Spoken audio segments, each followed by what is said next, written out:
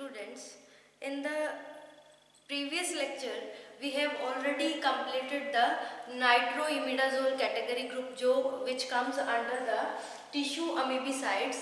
ये हम complete कर चुके हैं. So today we will discuss about the alkaloidal category.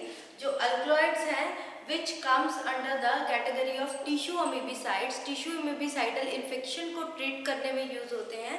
ये क्लासिफिकेशन में बताया था आपको कि दो कैटेगरीज आती हैं इसमें जो टिश्यू अमीबिसाइड में. एक तो for the intestinal and extra intestinal जो इन्फेक्शन होती है उसके ट्रीटमेंट के लिए, और एक सिर्फ एक्स्ट्रा इंटेस्टाइनल इन्फेक्शन की ट्रीटमेंट के लिए. एक्स्ट्रा इंटेस्टाइनल इन्फेक्शन की ट्रीटमेंट में क्लोरोक्विन हम पढ़ेंगे, लेकिन इसमें जो इंटेस्टाइनल और एक्स्ट्रा इंटेस्टाइनल दोनों के लिए ही दोनों इन्फेक्शन को करेक्ट करने के लिए उसका ट्रीटमेंट करने के लिए यूजफुल होती है. तो उसमें हम नाइट्रोइमिडाजोल कंप्लीट हो गई. अब हमारी नेक्स्ट है दैट इज अल्कलॉइड्स. अल्कलॉइड्स में दो ग्रुप आ जाते हैं, दो क्लासेस आ जाती है इसमें. ड्रग मेन जो है एमेटिन एंड डिहाइड्रोएमेटिन. एमेटिन और जो डिहाइड्रोएमेटिन है ये ज़्यादा इम्पोर्टेंट है. So first of all we will discuss about the emetine. Emetine के बारे में डिस्कस करेंगे. जो इमेटिन है ये बहुत ही लीथल इफेक्ट होता है इसका अगेंस्ट द. एमेटिन में सबसे पहले ये बहुत लीथल इफेक्ट होता है अगेंस्ट एंड अमीबा हिस्टोलिटिका के लिए. और ये इस तरह की ड्रग है which is derived from the एक जिसको ब्राज़ीलियन रूट भी कहा जाता है उससे डिराइव की जाती है. That is known as cephaelis ipecacuanha. Cephaelis ipecacuanha ये आपने फार्माकोग्नोसी में फर्स्ट ईयर में पढ़ा होगा. तो ये इमेटिन है, ब्राज़ीलियन रूट भी कहते हैं इसको, और इट इज़ ऑब्टेन्ड और derived from the syphilis ipecacuanha. ये डायरेक्टली अमीबिसाइडल एक्शन शो करती है. इसमें क्या है जो ट्रोफोजॉइड्स होते हैं उसको किल करती है. ट्रोफोजॉइड होते हैं उसको किल कर देती है, जिससे क्या होता है ये सिस्ट के ऊपर कोई इफेक्ट नहीं होती. जैसे मैंने आपको पूरा इसका लाइफ साइकिल बताया था ना कि किस तरह से ट्रोफोजॉइड होते हैं, फिर आगे वो सिस्ट की फॉर्मेशन करते हैं. स्टार्टिंग में मैंने मैकोफेक्शन बताया था वे किस तरह से इन्फेक्शन कॉज करते हैं. ये ट्रोफोजॉइड से सिस्ट कैसे बनता है, किस तरह से वो ल्यूमिनल पे टिश्यू पे किस तरह से अटैक करते हैं.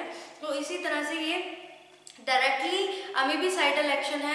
ये ट्रोफोजॉइड को ही किल कर देती है, सिस्ट के ऊपर कोई इफेक्ट नहीं करती. और इसका मैकोफेक्शन की अगर हम बात करें, एमेटिन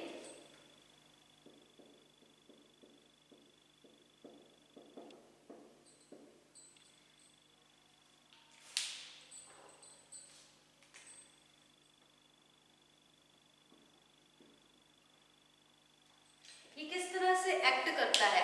इसका जो मेन काम है ये क्या करता है, इनहिबिट कर देता है, रोक देता है प्रोटीन सिंथेसिस को. प्रोटीन सिंथेसिस कैसे रोकता है, इसका क्या काम है ये आपको डिटेल में नहीं करना है इतना. बस ये प्रोटीन सिंथेसिस नहीं होने देता. जो अमीबा होता है उसके अंदर प्रोटीन सिंथेसिस नहीं होगी तो वो आगे सर्वाइव कैसे करेगा, उसकी ग्रोथ कैसे होगी, कैसे टीआरएनए बनेगा, टीआरएनए ट्रांसलोकेट होगा. तो इसका जो मेन मैकोफेक्शन है क्या है, जो प्रोटीन सिंथेसिस है अमीबा की उसको इनहिबिट करता है. So it acts by inhibiting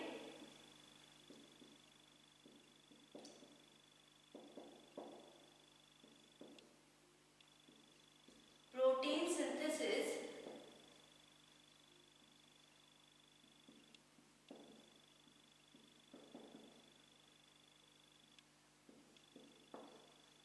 अमीबिसाइडल action है. जो अमीबा है उसकी जो प्रोटीन सिंथेसिस है वो नहीं होने देता. ये इसका मेन एक्शन है, इस तरह से ये एक्ट करता है. उसके बाद if we discuss about the किस चीज़ में ये यूज़फुल होता है, it is useful for the acute dysentery के अंदर. ये जो ट्रोफोजॉइड्स होते हैं उनको किल कर दिया, अब ट्रोफोजॉइड नहीं रहेंगे. किल होने के बाद वो ट्रोफोजॉइड क्या होते हैं, स्टूल्स के थ्रू ट्रोफोजॉइड वहाँ से क्लियर आउट हो जाते हैं. और ये मेट्रोनिडाजोल से थोड़ी ज़्यादा फास्टर एक्ट करता है. तो ये बहुत ज़्यादा इफेक्टिव है. अगर हम यूज़ की बात करें तो यूज़ में क्या है, ये बहुत ज़्यादा इफेक्टिव है in amoebic liver abscess. It is very effective drug है, इफेक्टिव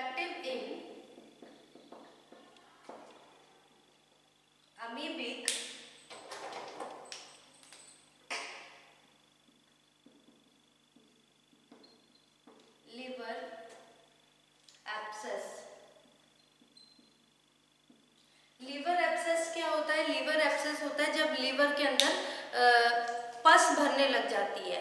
पस भरने के कारण वो धीरे धीरे जो लिवर है उसके अंदर इंजरी भी कॉज कर देता है, तो उसको लिवर एब्सेस कहते हैं। तो इस केस में ये बहुत ज़्यादा इफेक्टिव है, लेकिन इसका एक ड्रॉबैक है कि इसको हम ओरली नहीं दे सकते। ओरली देने के बाद ये तुरंत ही वॉमिट आउट हो जाता है। इसका IM इंट्रामस्कुलर इंजेक्शन आता है, जिसकी जो डोज होती है that is about 60 mg OD। Dose of the एमेटिन, dose इसकी रहती है 60 mg।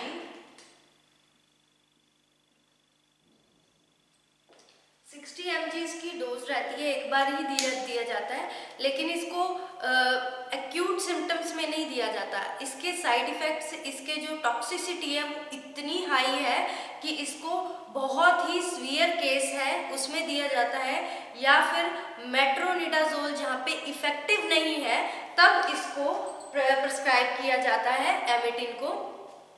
इसमें जो एमेटिन है, अब ये जो एक्सक्रीशन होता है इसका एमेटिन का that is about 1 to 2 months, बहुत ही स्लोली एक्सक्रीट आउट होता है, 1 से 2 मंथ ले लेता है इसकी एक्सक्रीशन में। अब इसकी जो डोज है 60 mg दी जाती है, OD दी जाती है। इसका जो सेकेंड कोर्स है इसको दोबारा से रिपीट किया जाता है 6 वीक के बाद, और ये तभी इसको एक्यूट केस में नहीं यूज किया जाता, बहुत ही सीवियर केस है, सीवियर डायसेंट्री है, जैसे अमीबिक लिवर एब्सेस के केस में इसको यूज किया जाता है। इसकी जो टॉक्सिसिटी है इतनी ज़्यादा हाई है, इसकी टॉक्सिसिटी ज़्यादा होने के कारण इसके साइड इफ़ेक्ट्स भी बहुत ज़्यादा है। इसके 2 तरह के साइड इफ़ेक्ट है, due to high toxicity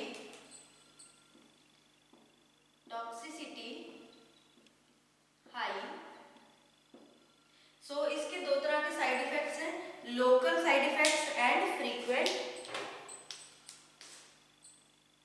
locally किस तरह से इफेक्ट करेगा और उसी टाइम क्या इफेक्ट शो करेगा। लोकल इफेक्ट में ऐसा हो जाता है कि उस जो पर्टिकुलर जो साइट है इंजेक्शन की, वहाँ पे इरिटेशन होगी, पेन हो गई, और जो फ्रीक्वेंट इफेक्ट है, फ्रीक्वेंट इफेक्ट में जैसे नॉजिया हो गया, वॉमिटिंग हो गई, एब्डोमिनल क्रैम्प्स आने लग गए, एब्डोमिन्स में मतलब कि ऐंठन होने लग गई, इस तरह से होता है। डायरिया होता है ड्यू टू एमेटिन के कारण मसल वीक हो जाती है, एब्डोमिनल क्रैम्प आते हैं जिसके कारण मसल में वीकनेस आ जाती है और वो डायरिया कॉज करती है। हाइपोटेंशन भी इसका एक फ्रीक्वेंट साइड इफेक्ट में कवर होता है। तो इस तरह के कुछ साइड इफेक्ट्स हैं इसके, क्योंकि टॉक्सिसिटी हाई होने के कारण साइड इफेक्ट है इसके, और ये कॉन्ट्रा इंडिकेटेड होती है। किस केसेस में इसको नहीं दिया जाता है, जो कार्डियक पेशेंट्स होते हैं, हार्ट के पेशेंट्स होते हैं, उन केसेस में इसको प्रिस्क्राइब नहीं किया जाता। रीनल डिजीज होती है जिनको, उस केस में भी इसको प्रिस्क्राइब नहीं किया जाता ड्यू टू हाई टॉक्सिसिटी। ये प्रेगनेंसी के केस में भी कॉन्ट्रा इंडिकेटेड होती है। If we discuss about the uses, कहाँ कहाँ यूज किया जाता है, अब आपको बताया इसकी टॉक्सिसिटी इतनी हाई है कि इसके लोकल साइड इफेक्ट्स भी हैं और फ्रीक्वेंट साइड इफेक्ट्स भी है, और it is also Contra indicated in cardiac disease patients, renal disease patient and in the patient who is pregnant, जो कि प्रेग्नेंट लेडी में भी इसको टॉक्सिसिटी हाई होने के कारण वो उस पर और उसके फीटस पे भी इफेक्ट शो कर सकता है, bad effect, adverse effect show कर सकता है, उसमें ये कॉन्ट्रा इंडिकेटेड होती है। तो ये ड्रॉबैक होने के कारण इसको यूज किया जाता है एज ए रिजर्व ड्रग की तरह। जब बहुत ही सीवियर इंटेस्टिनल अमीबेसिस होती है तब इसको यूज किया जाता है, वेरी सीवियर इंटेस्टिनल अमीबाइसिस में, जहाँ पे मेट्रोनिडाजोल भी अपना इफेक्ट शो नहीं कर पा रही, वहाँ इसको यूज किया जाता है। If we discuss about the brand, जो डिफरेंट ब्रांड इसके अवेलेबल होते हैं इन द मार्केट में, जिसमें से एक ब्रांड आपको बता देती हूँ, एमेटिन hydrochloride. It is available with the brand name एमेटिन hydrochloride.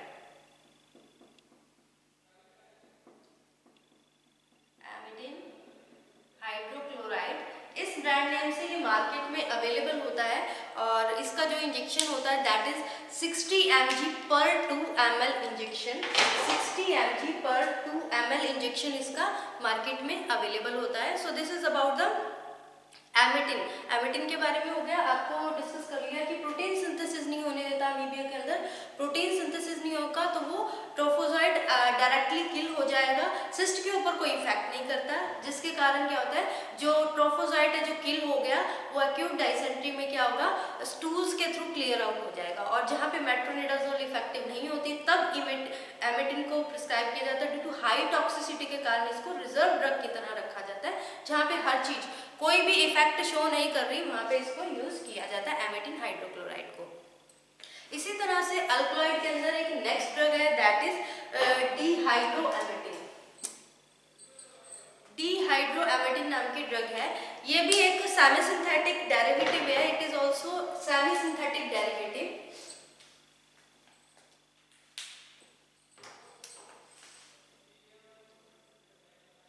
डिहाइड्रोएमेटिन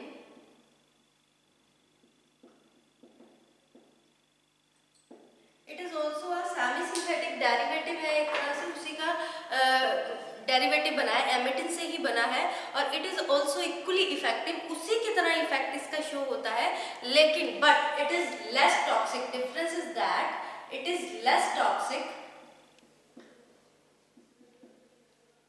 then एमेटिन।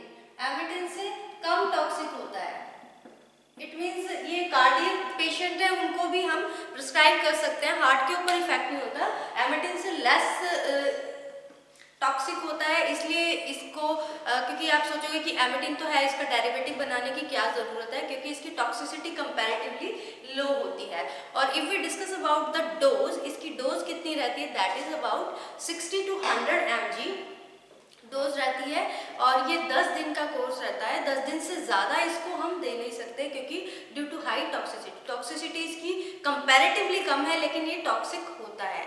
Market में ये कैसे नाम से अवेलेबल होता है इन मार्केट, डिहाइड्रोएमेटिन HCl के प्रिपरेशन के नाम से ये अवेलेबल होता है इन द मार्केट। डिहाइड्रोएमेटिन HCl इस नाम से ये अवेलेबल होता है इन द मार्केट। इसका 30 mg पर ml का इंजेक्शन आता है, पर ml का इंजेक्शन आता है। सो this is all about the जो आपके अल्कलॉइड्स हैं, टिश्यू अमीबिसाइडेड जो इन्फेक्शन है उसको ट्रीट करने के लिए अल्कलॉइड्स में एमेटिन, डिहाइड्रोएमेटिन है। मैक ऑफ एक्शन दोनों का सिमिलर है कि ये उसकी जो अमीबा है उसकी प्रोटीन सिंथेसिस नहीं करने देता। डिफरेंस इज वन दैट ये एक सिंथेटिक सेमी सिंथेटिक डेरिवेटिव है एमेटिन का, तो इसकी जो टॉक्सिसिटी है वो कंपैरेटिवली एमेटिन के कंपैरेटिवली कम है, और ये डिहाइड्रोएमेटिन के नाम से अवेलेबल होता है।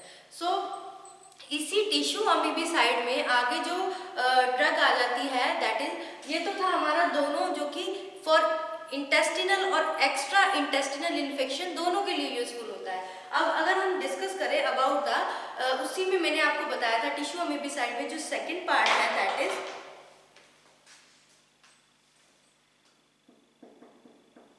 फॉर एक्स्ट्रा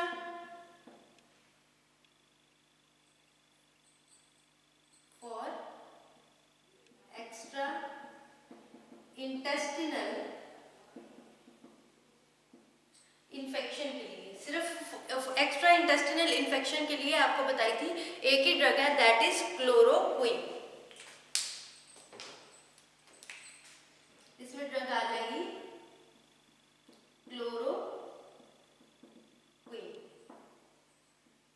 क्लोरोक्विन नाम की ड्रग आ जाएगी।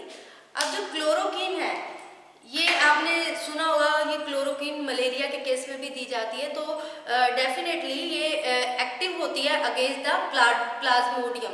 अब प्लाज्मोडियम नाम की अलग अलग तरह की स्पीसीज होती है, जो Plasmodium vivax, Plasmodium oval, Plasmodium malariae, अलग अलग तरह की स्पीसीज के ऊपर एक्टिव होती है। ये क्या करती है, जो पैरासाइट होता है ना उसका जो अटैक होता है उसका 1-2 दिन में पैरासाइट को डिसअपियर कर देती है, बिल्कुल खत्म ही कर देती है। ये किस पर डिपेंड करता है, जो पैरासिटिक जो लाइफ साइकिल है ना प्लाज्मोडियम स्पीसीज की, उसकी लाइफ साइकिल में अलग अलग स्टेजेस होती हैं, तो ये एक पर्टिकुलर स्टेज पे एक्ट करके उस स्टेज को रोक देती है। तो if we discuss about the stages भी लाइफ साइकिल कैसी है प्लाज्मोडियम की, तो इसके लिए आपको लाइफ साइकिल पता होनी चाहिए प्लाज्मोडियम की। सबसे पहले तो ये क्या करती है, जो प्लाज्मोडियम है, पहले तो क्या होता है, जो मॉस्किटो है, जो इन्फेक्टेड मॉस्किटो है, वो क्या करता है, ह्यूमन को बाइट करता है। उसने बाइट किया, उसकी बाइटिंग से क्या होगा, जो स्पोरोजोइट है वो उसमें इंजेक्ट हो गए, किसमें, ह्यूमन बीइंग के अंदर स्पोरोजोइट इंजेक्ट हो गए। देन स्पोरोजोइट इंजेक्ट होने के बाद जब मॉस्किटो ने बाइट किया तो वो स्पोरोजोइट कहाँ पहुंच गए, ह्यूमन ब्लड सर्कुलेशन में पहुंच गए। अब ये जो स्टेज है उसके बाद इसको क्या कहा जाएगा, प्री इरिथ्रोसिटिक स्टेज कहा जाएगा या फिर एक्सो इरिथ्रोसिटिक स्टेज कहते हैं।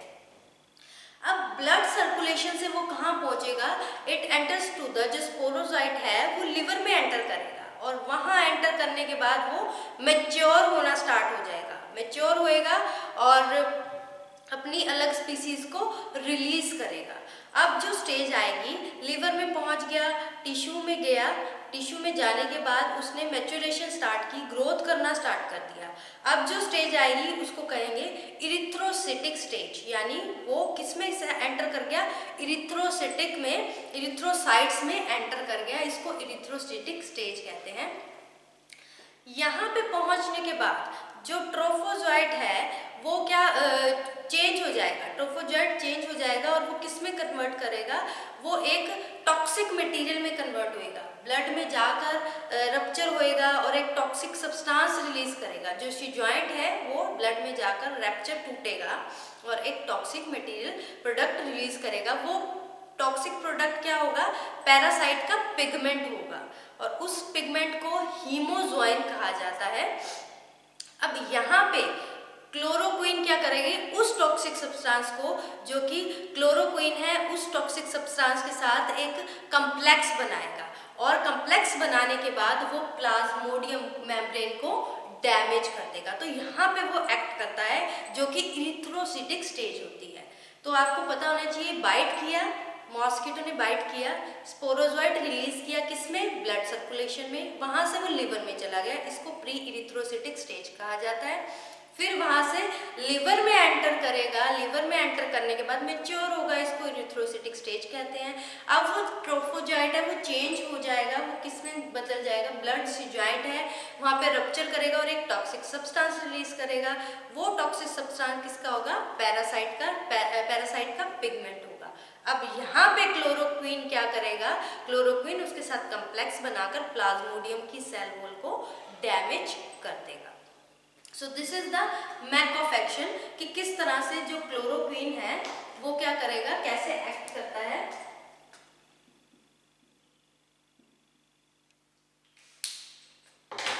क्लोरोक्विन क्या करेगा, जो इरिथ्रोसिटिक स्टेज है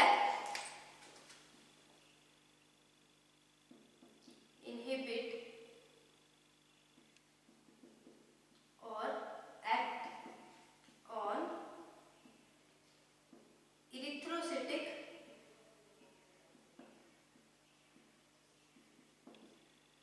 stage of life cycle of plasmodium. Plasmodium जो कि कॉजेटिव एजेंट है इन्फेक्शन का। इट मीन्स यहाँ पे मेन काम क्या है इसका, इट इंटरकलेट्स, ये क्या करता है, इंटरकलेट्स करता है, जो प्रोटोजोल डीएनए है ना उसके बीच में इंटरकैलेट्स करता है और क्या करता है, एक इंटर और इंट्रा बॉन्डिंग स्टैंड बना देता है, क्योंकि वो कॉम्प्लेक्स बना रहा है, यानी ये इंटरकैलेट्स कर रहा है। इंटरकैलेट्स मतलब कि इंटरफेरेंस कर रहा है इसके साथ, जो प्रोटोजोआ का डीएनए है उसके साथ इंटरकैलेट्स कर रहा है और क्या बना रहा है, इट मीन्स आप ये भी कह सकते हैं इट इंटरकलेट्स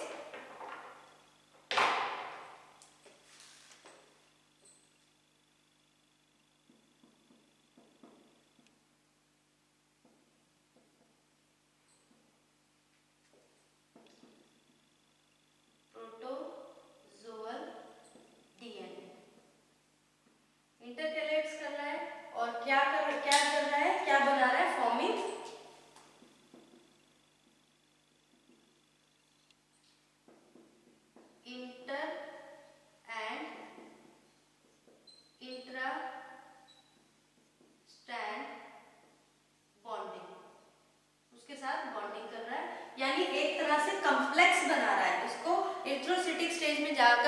साथ क्या कर रहा है, एक तरह का कम्प्लेक्स बना रहा है, और वो कम्प्लेक्स क्या कर रहा है, प्लाज्मोडियम सेल मेम्ब्रेन को डैमेज कर रहा है। ये क्या बन गया, कम्प्लेक्स, ये बन गया कम्प्लेक्स, और क्या कर दिया, डैमेज मेम्ब्रेन ऑफ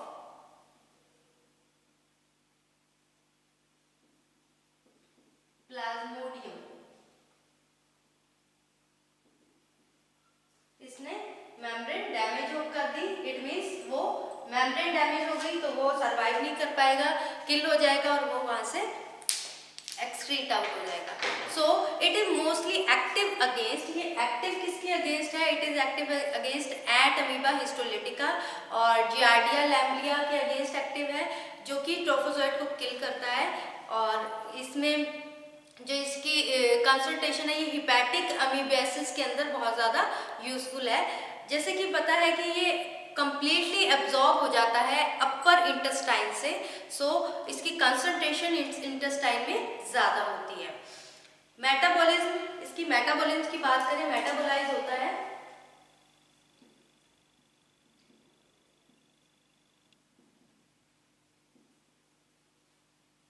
एक्सक्रीशन,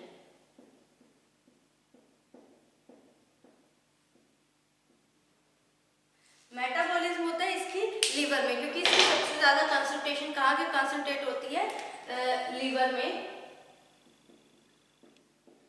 और एक्सक्रीट आउट हो जाता है थ्रू द यूरिन, यूरिन के थ्रू एक्सक्रीट आउट हो जाता है। इसकी जो टी हाफ है दैट इज वेरी करती है, 3 से 10 दिन तक इसकी टी हाफ रहती है। अब ये क्या, इसका मेन काम क्या है कि टिश्यू के साथ ना बाइंड कर जाता है, टिश्यू के साथ बाइंड करने के कारण ये इसकी कुछ ना कुछ जो अमाउंट होती है वो बॉडी में ही रह जाती है। तो इसकी ये एक तरह की आप ये कह सकते हैं कि थोड़ा बहुत टिश्यू के साथ बाइंड करने के कारण ये बॉडी में ही रह जाता है। और इसकी एफिकेसी लिवर अमीबासिस में है, बहुत इफेक्टिव है। और इसमें एडवर्स इफेक्ट, अगर एडवर्स इफेक्ट की बात करें तो इसकी टॉक्सिसिटी बहुत कम है, जैसे एमिटिन और डाइहाइड्रोमिटिन ज़्यादा। इसके कुछ साइड इफेक्ट्स हैं, it is low toxicity, low toxic,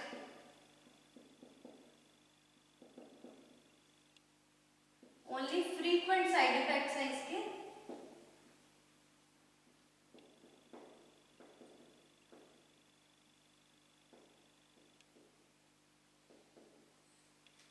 कुछ साइड इफेक्ट्स हैं दैट आर जैसे नोजिया, वॉमिटिंग, एनोरेक्सिया।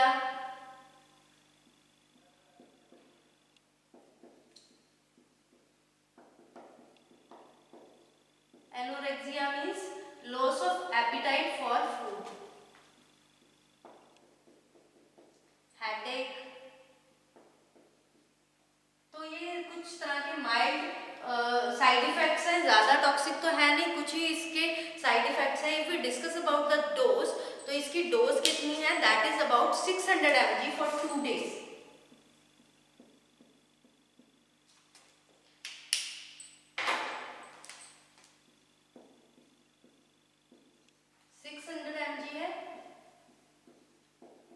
इसका 2 दिन का कोर्स है, which is followed by 300 mg daily. इसको 300 mg देना है डेली, जो कि 2 से लेकर 3 वीक तक चलेगा। It is employed only when metronidazole is not affected. ये तब यूज की जाती है जब मेट्रोनिडाजोल इफेक्टिव नहीं होती। इसके कुछ मार्केट प्रिपरेशंस हैं। मार्केट प्रिपरेशंस कौन सी है इसकी, जैसे रेजोकिन, क्लोरकिन। मार्केटेड प्रिपरेशंस आर, मार्केट में ये इस नाम से अवेलेबल होती है,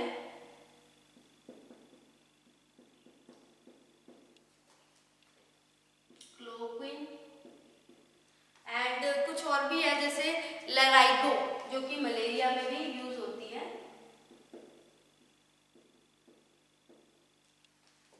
ये कुछ ब्रांड नेम है जिस ब्रांड नेम से ये अवेलेबल होती है in the market. If we discuss about the uses of chloroquine, that are, it is used for the hepatic amoebiasis, hepatic amoebic abscess, in malaria, in rheumatoid arthritis, in photogenic reactions की treatment में भी इसको use किया जाता है। So these are the various brand names.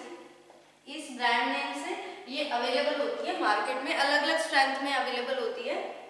So this is about the chloroquine which comes under the category of for the treatment of the infection, जो कि tissue अमीबिसाइडल infection की ट्रीटमेंट में यूज होती है, लेकिन एक्स्ट्रा इंटेस्टिनल इन्फेक्शन की treatment में इसको यूज किया जाता है।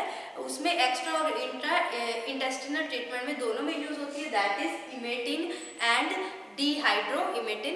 सो this is about the today's lecture. ये हमारा आज का लेक्चर हो गया, होप कि आपको समझ में आया होगा। जो नेक्स्ट लेक्चर है, नेक्स्ट लेक्चर में हम जो नेक्स्ट कैटेगरी थी ल्यूमिनल अमीबोसाइड इन्फेक्शन, उसकी ट्रीटमेंट के बारे में हम डिस्कस करेंगे। सो this is about the today's lecture. Thank you students.